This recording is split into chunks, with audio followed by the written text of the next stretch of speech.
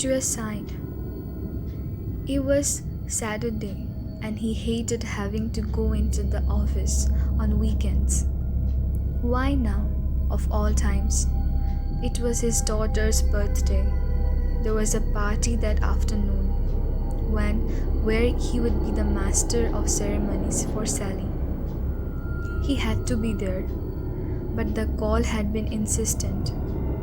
Extra work had been sent in from head office. His second in command, falling ill with a cold, had begged off sick and told Andreas that he would have to leave soon. And then who would be in charge? The joys of being the boss. It was nice having a team who had to listen to you, do as you said, but it came with a price at times. If he didn't step in and make sure the order was dealt with promptly, it would be his head that HQ would want.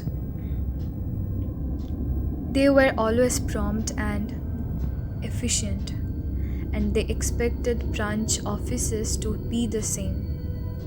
He started up his car and eased out in the road. The motorway was running smoothly at this time of the day. The traffic always light on a weekend. It was going to be a lovely day for a birthday party. The sun was out, the early afternoon warm but not too hot. It was already getting on past lunchtime, and Sally's guests, mostly her friends from school and her pony club, would be arriving soon. What a waste to be stuck inside.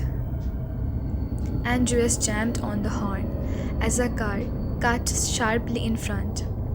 Let it sound out long and loud. It didn't make the other driver look around, but at least it gave him the chance to vent his frustration. He signed and turned off at the side ramp leading to his office. Andreas drove on and it gradually came into sight. An ugly building with thick walls, few windows, and no particular distinguishing features, sitting in the middle of a big empty lot, just part of one more industrial estate. He had seen plenty of this in the course of his career. He thought once more about his daughter. Sally was a lovely kid, just about to turn 12, a little too talkative at times, usually polite and quietly spoken, but starting to grow up to realize what the world was really like, and occasionally to question what was going on around her and ask why it was so. She idolized him, and he her. She'd be disappointed if her father wasn't there for such a big day. Still, work was work. A government job was a good one in these times. Stable, safe, well paid, and generally regular hours.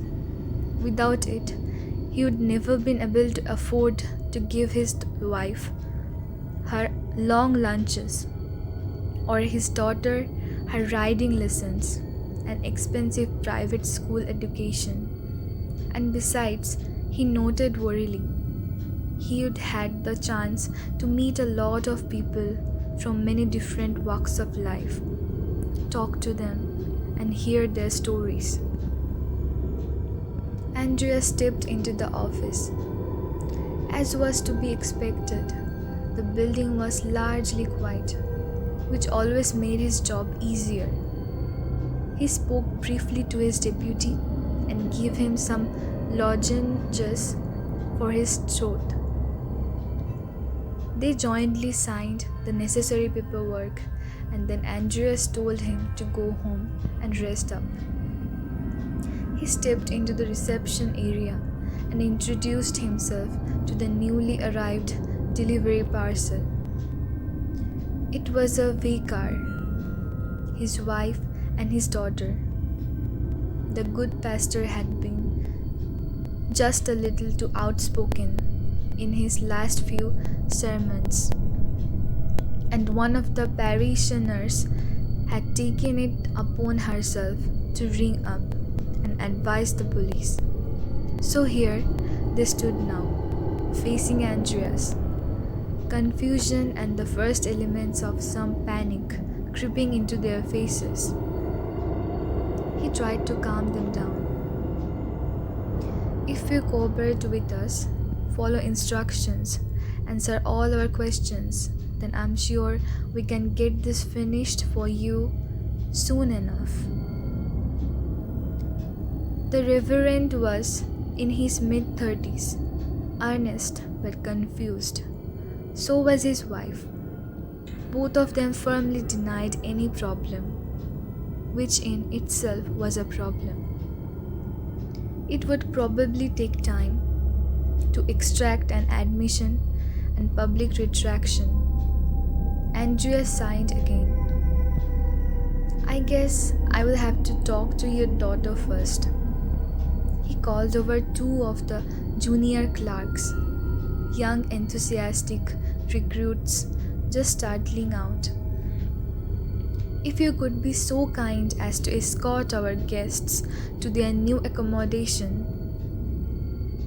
The wife to one cell, the pastor in another far away. He would found over the years that a quiet, calm tone was often more effective than any threats or blasters. He watched them walk off down the hall, then turned to the girl. What's your name? Rebecca, sir, she said quietly, looking down at the ground, a little shy and certainly scared. And how old are you? I have just turned 12, sir. She looked up hopefully. It was my birthday this week. He smiled warmly at her. That must have been nice for you. She nodded back, wearily. 12. Just starting to grow up, to realize what the world was really like, and occasionally to question what was going on around her and ask why it was so. He would have to make sure she learned not to ask too many questions. Andrea felt a surge pity for her as he picked up the electrodes and ordered her handcuffed. Well, I will make this quick for you then. He looked on benignly as his staff marched her to a nearby cell and hoped she would not try to outlast the pain that was coming. She certainly didn't look like the resistant type. Early Saturday afternoon, and he was back in the office. Once more at work. At least he was getting some overtime, and maybe, just maybe, he thought, I might still get back in time for the party.